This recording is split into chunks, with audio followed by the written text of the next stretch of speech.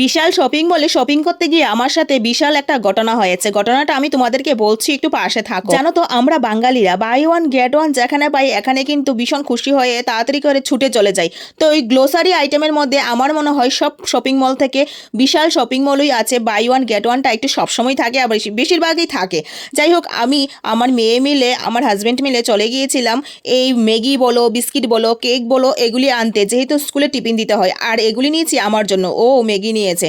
তো ওই ম্যাগিটা ও চুজ করে নিয়েছে, আমি আমার জন্য আমার ফেভারিট খানাগুলি, আমার হেলদি খাবারগুলি নিয়ে নিয়েছি, এই ছোলা বলো আর এসেট্রা সেটা টুকটাক জিনিস নিয়ে নিয়েছি।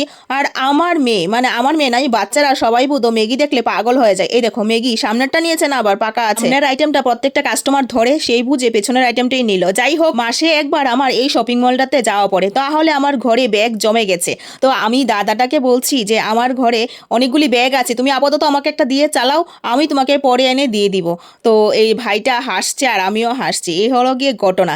তো এই 17 টাকা দিয়ে আমরা বাঙালিরা হাজার হাজার টাকা খরচ করে ফেলবো, কিন্তু একটা ব্যাগ কিনতে চাই না। যাই হোক, শপিং মল থেকে কিন্তু একটা ব্যাগ দিলেও পারে আমাদেরকে ফ্রিতে, যেহেতু আমরা অনেকগুলি শপিং করেছি। যাই হোক, এটা ওদের ব্যক্তিগত ব্যাপার, আর আমাদের থেকে একটা আইটেম কিনলেও আমরা একটা প্যাকেট দিয়ে দিই, এটা হলো আমাদের ব্যক্তিগত ব্যাপার। এটা নিয়ে ওই ক্যাশ কাউন্টারে ভাইটার সাথে একটু তর্ক করছিলাম।